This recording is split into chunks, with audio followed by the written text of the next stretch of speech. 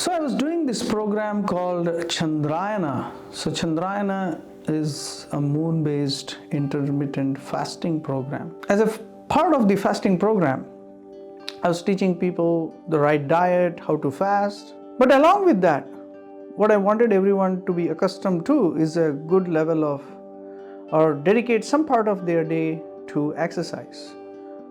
Exercise, yoga.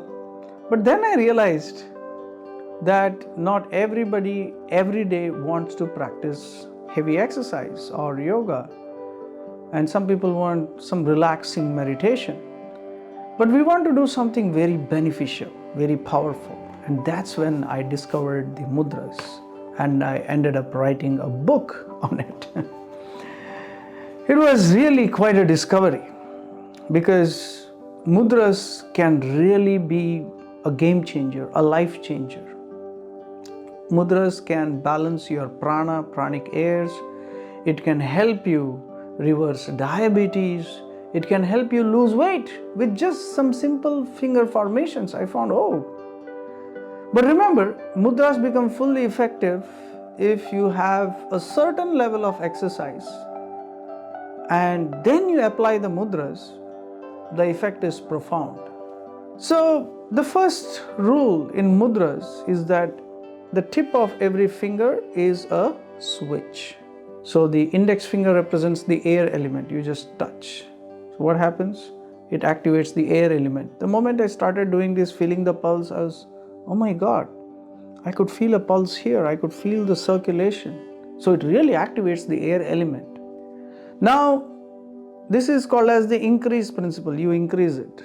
Now, all this I have explained in my book though. And you increase it.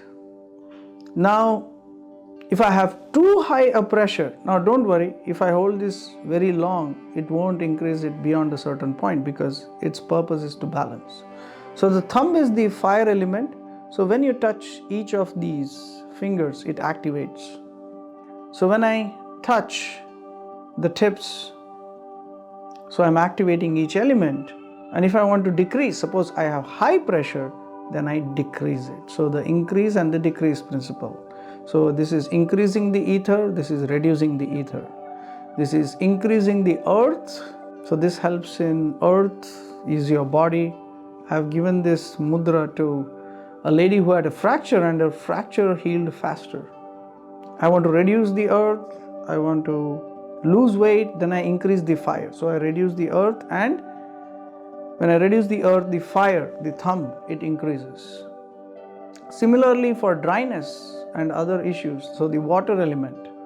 So when I have a lot of dryness, so then I do the Varuna mudra, increasing the water. When I have too much fluid in the body, so then I reduce with the mudra, which decreases the water. So this is the decrease principle. Okay, this is the increase and this is the decrease principle. Now, the second classification of mudras, it's amazing, is the kapha, pitta, vata. Now, for example, kapha is earth plus water, pitta is fire plus water, and vata, or the transport mechanism in your body, is air plus ether. Suppose I want to increase vata. I'm very depressed, so I want to increase my level of circulation. I want to increase ether and air. So I combine ether and air. I want to increase prana, energy, kapha. So then earth and water, I increase with the fire. I want to decrease kapha. I want to increase pitta, so I do this. So all this is nicely explained, but if you understand the principle of these elements and how they combine and how it actually works, how these fingers acts as switches. 60%, a large part of your brain is dedicated to your hands. That's how mudras work. If you Google homunculus, it will show you the proportions of the body that the brain gives its area towards. So a lot of area, more than 50% of your brain just is about your hands. So your hands have a lot of power. So use it wisely with these mudras. Then we have mudras for life airs. For example, we have prana, the air in the upper chest. Then we have apana, the air in the lower abdomen. Samana, the digestive air. The air in the throat, udana. And the fifth one is the vyana. So 5 main airs. So each one has a particular mudra. For example, the air which goes downward, the apana air, is very beneficial for constipation. For example, if it's moving well, then you are not constipated. This air is what empties your belly in the morning.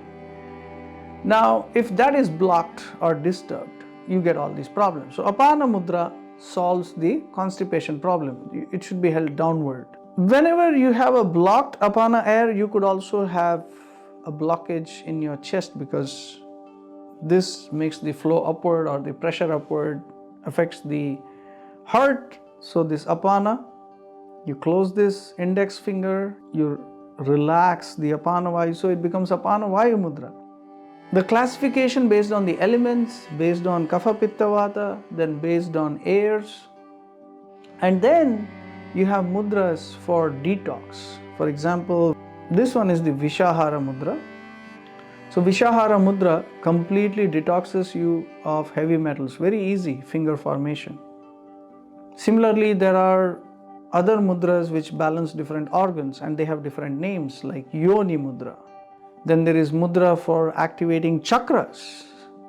So each chakra you have to match with the element. So the heart, it is Jnana mudra, or anything that affects the heart balances the heart chakra. Remember the apana vayu mudra. So they are based on the organ which they affect. So if you understand this as a science, how it goes, then you can apply these mudras based on your situation, the combination. So in the end of the book, I have given several combinations here which you can use as sequence. For example, for diabetes, you can use apana mudra. It improves the lower abdominal air, improves the pancreas, improves the gallbladder. Then apana vayu mudra, and then prana mudra to improve your energy. Because diabetes is considered a problem of kapha and vata imbalance. Now, if I am able to balance the apana vayu, and if I am able to balance the kapha, then I can control diabetes. And the longer you hold something, you can hold more than 30-40 minutes, that mudra becomes very effective. Then there are mudras for meditation. For example, like this dhyana mudra. It's very beneficial. So we have all these different mudras, all these different classifications. It's such a beautiful science. If you understand in depth, then there is no health issue that cannot be solved. So I feel this is something that everyone should learn. Easy to do. It's free of cost. Only just you have to buy the book, that's it. But once you learn it, you will see immense benefits as you practice them every day. So this is available on Amazon, Healing Mudras. Now I am coming up with a comprehensive book, because I have learned more after writing this, and there are more in-depth analysis of each element, each chakra. So that's coming up in my next book, and I seek all your blessings. Thank you all so much, and see you all in the next video.